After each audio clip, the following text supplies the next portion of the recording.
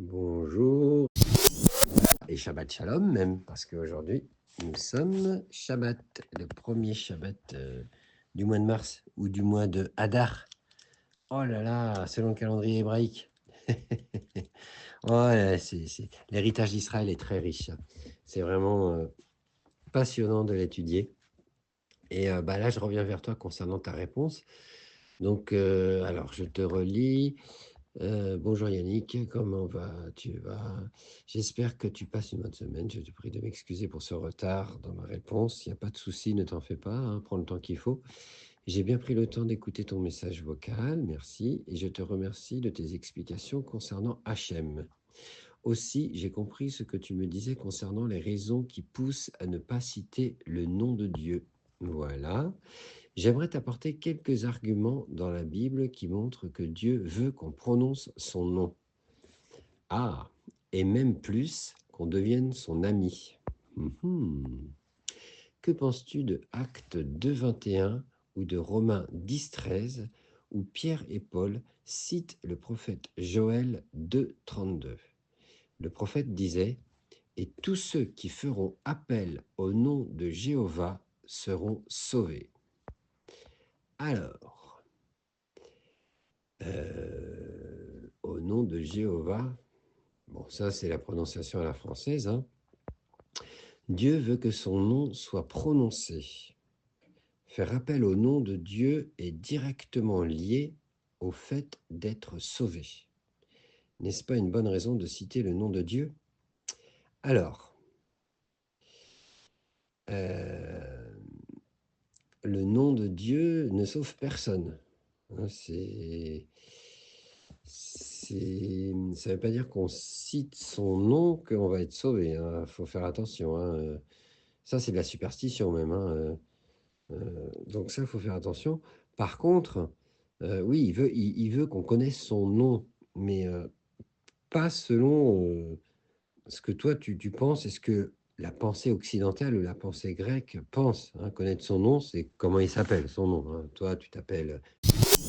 Tu sauves pas, toi, mais est-ce que c'est une raison de dire que je te connais? Ben non, je te connais pas. J'apprends à te connaître petit à petit, mais je ne te connais pas. Tu vois, pas encore. Hein. Ça fait pas longtemps qu'on est en contact. Et pourtant, je connais ton nom, tu vois, mais c'est pas ça qui va, qui va me changer quelque chose. Par contre, plus je vais apprendre à te connaître, plus je vais savoir qui est. Et bien là, c'est pareil. L'Éternel, ce qu'il veut, c'est qu'on apprenne à le connaître lui. Et c'est ça dans la pensée hébraïque, connaître le nom, connaître son nom. Quel est ton nom? Je veux savoir quel est ton nom. Tu vois, bon, il y a le nom, il peut avoir un nom tout simple qui vient, et en l'occurrence, c'est plutôt Yeshua, hein, Jésus, hein, parce que par rapport à invoquer le nom, le nom et être sauvé, il y a Romains 10, verset 9, qui est intéressant. Attends, il est où? Attends, je vais le retrouver. Romains 10.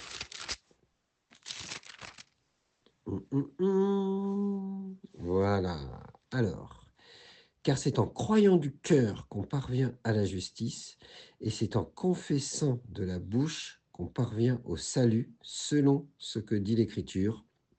Quiconque croit en lui ne sera point confus. Voilà. Donc, c'est ça qui sauve vraiment. Et on confesse le nom de Yeshua, du Messie, de Jésus, quoi, si tu préfères. Hein. C'est ce nom-là qui sauve.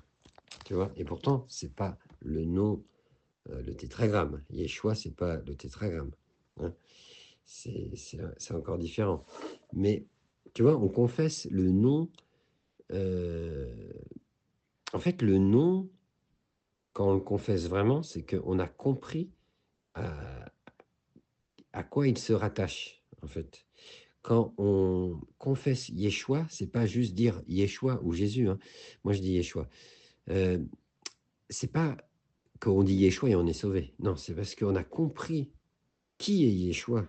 Alors, on est sauvé. Et c'est sûr qu'on va prononcer son nom. Mais prononcer le nom ne sauve personne. Et ça sauve pas de prononcer juste un nom, tu vois. Sinon, là, c'est de la superstition, de la sorcellerie, des incantations, tu vois. Non, non, en fait, Connaître son nom, c'est connaître qui il est lui, en fait. C'est comme ça qu'il faut le comprendre. Et confesser le nom du Seigneur pour être sauvé, je te dis, c'est Romains 19 qui est un très bon exemple.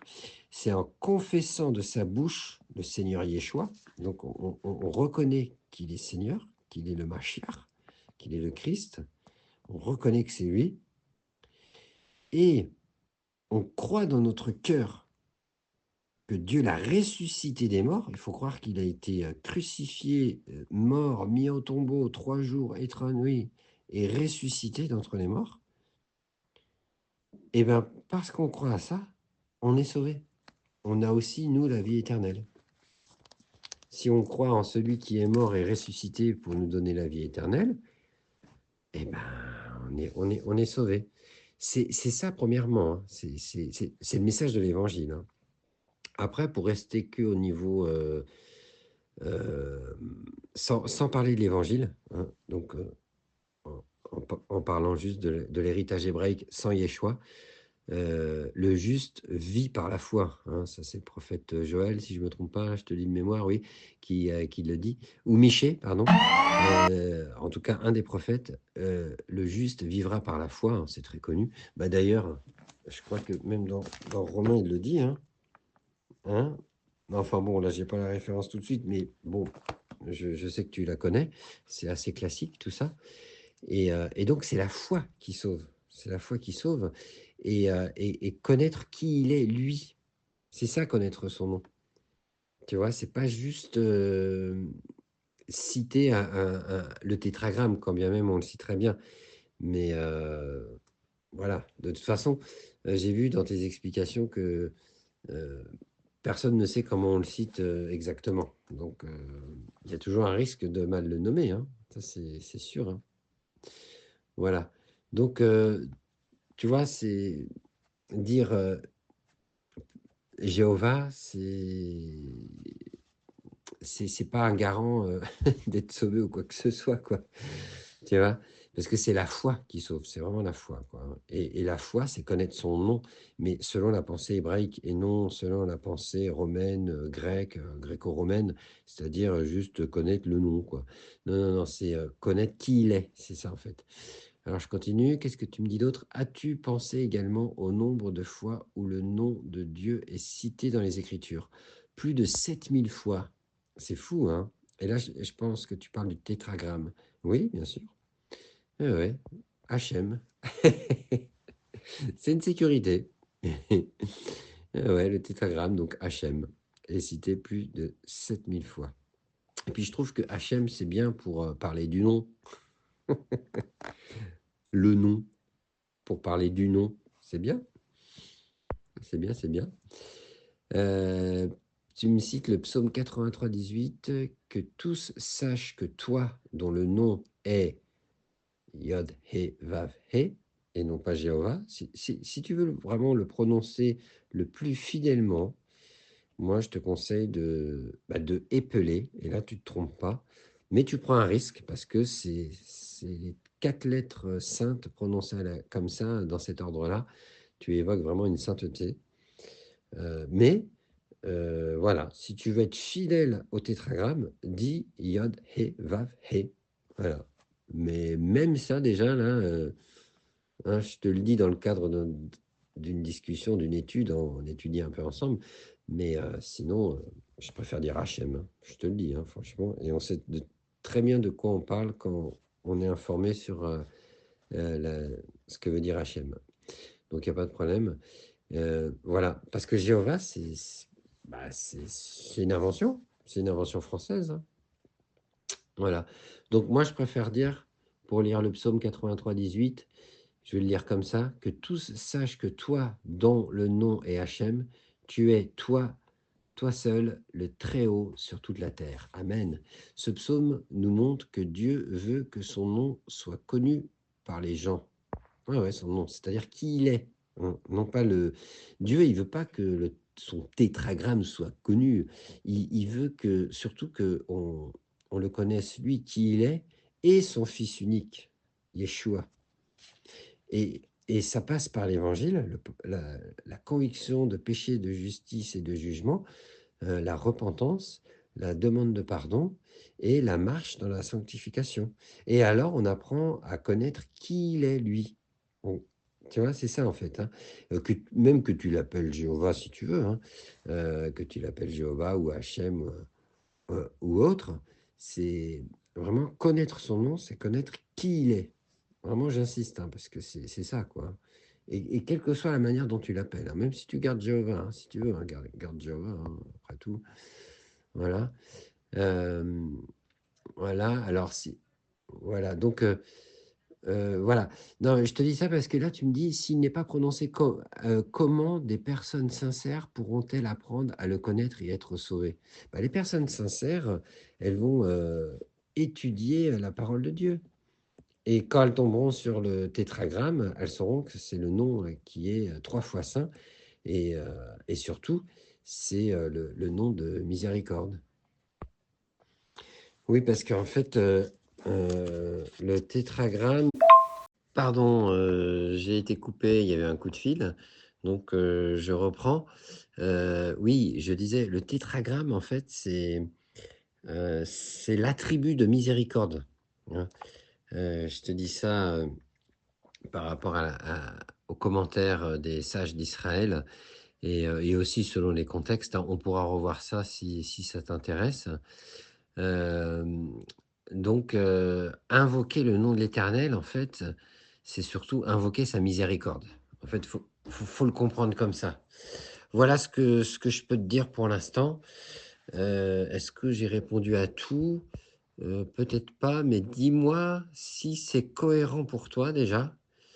Parce que là, tu me renvoies à un article sur le site des témoins de Jéhovah, mais alors je l'ai survolé et puis ça résume un peu ce que tu dis aussi, donc c'est à peu près pareil. Donc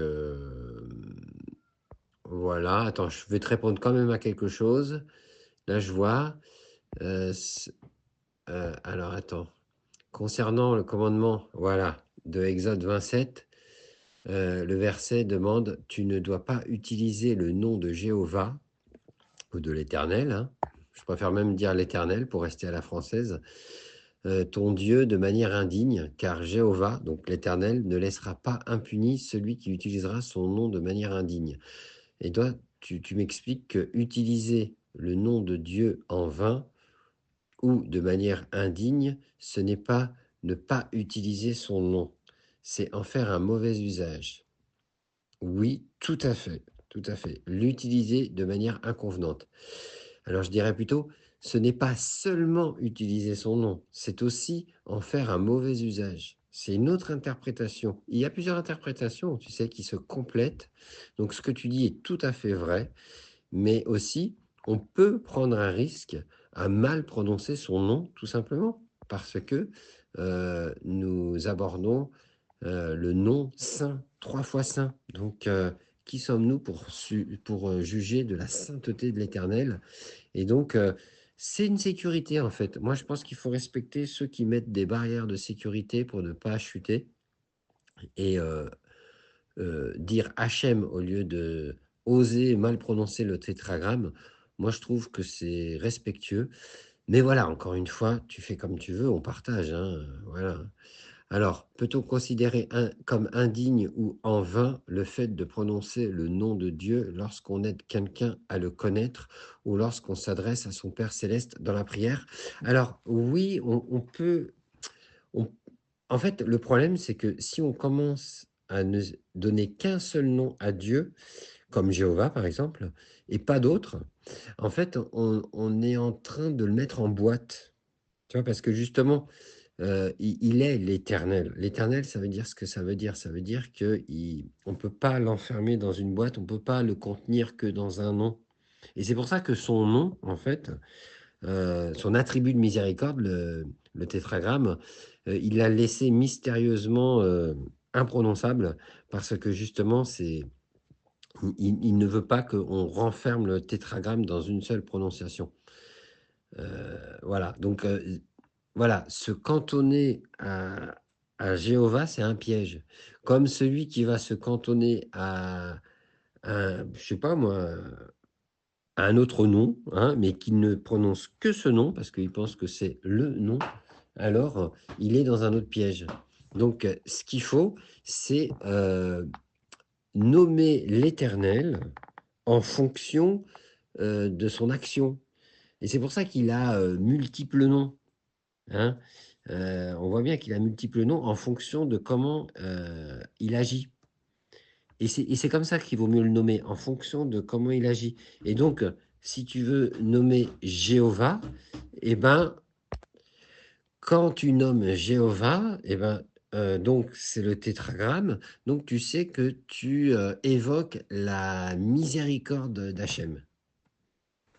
Voilà, tu peux te dire ça. Toi qui es tellement habitué à Jéhovah, maintenant, tu es dans un certain cadre, hein, on va dire. Donc voilà, je m'adapte à toi. Donc toi, tu dis Jéhovah pour le tétragramme, ok. Hein, tu changeras pas pour ça. Et voilà, hein, c'est selon ton parcours. Donc dans ce cas-là, à chaque fois que tu parles de Jéhovah, sache que tu parles de l'attribut de miséricorde de Dieu. C'est beau, hein.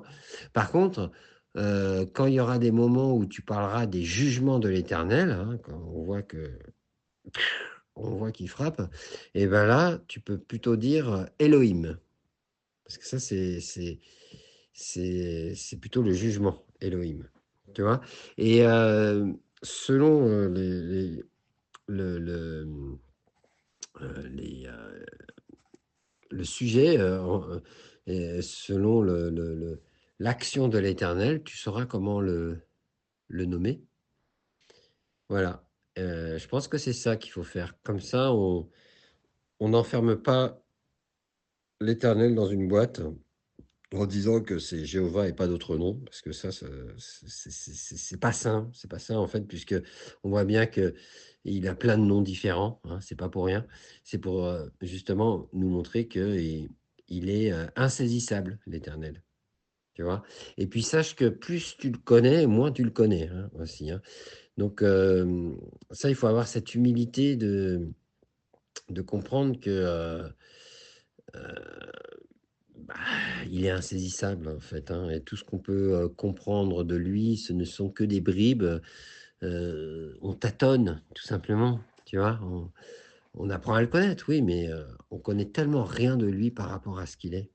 Ça, faut jamais l'oublier, hein, jamais l'oublier. Voilà ce que je peux t'en dire. Oui, et enfin, tu me cites le psaume 91, verset 14. Dieu a dit, parce qu'il a de l'affection pour moi, je vais le délivrer. Je vais le protéger parce qu'il connaît mon nom. Oui, donc il sait qui je suis, ça veut dire. C'est pas le nom parce qu'il sait que c'est le tétragramme. Non, non, parce qu'il sait qui je suis. Parce qu'il a la foi. Le juste vivra par la foi. Et non pas le juste vivra en nommant le tétragramme. Tu vois, c'est pas ça en fait. Hein. C'est vraiment la foi. Et la foi nous fait comprendre que Dieu est insaisissable et qu'il a plusieurs noms parce qu'il a plusieurs facettes et il agit de plusieurs façons différentes. Donc il faut le nommer en fonction de son agissement. Voilà. Et mais c'est sûr que, alors, pour aller dans ton sens, quitte à nommer un seul nom, c'est vrai que c'est plutôt le tétragramme parce que c'est l'attribut de miséricorde. Donc, quand tu dis Jéhovah, toi, tu le dis de cette manière. C'est vrai que tant qu'à faire, autant que ce soit l'attribut de miséricorde. Mais le risque, c'est justement d'en oublier la justice, la rigueur, et être trop dans la miséricorde. Donc, c'est un problème aussi. Et le Seigneur veut nous enseigner la vérité qui est l'équilibre des masses, l'équilibre des choses, tu vois. Et donc, il faut de la miséricorde, mais aussi il faut de la rigueur, il faut réussir à équilibrer ça. Et donc, on a besoin de plusieurs facettes de l'Éternel, donc de plusieurs noms en fonction de ce qui se passe. Voilà, moi, ce que je peux t'en dire de ce que j'apprends à connaître, de son nom, justement, tu vois. C'est ça, c'est connaître son nom, c'est le connaître lui qui il est et son Fils unique, son oint qu'il a envoyé pour nous sauver. Voilà, donc c'est celui qui invoque le nom de Yeshua, hein, surtout, qui sera sauvé. Mais celui qui invoque vraiment, c'est parce qu'il croit que Yeshua est venu pour prendre nos péchés et qu'il a été envoyé de Dieu et que c'est Dieu qui fait grâce parce qu'on se confie dans le pardon des péchés en Yeshua. C'est ça le véritable chemin, la vérité et la vie, éternelle en plus.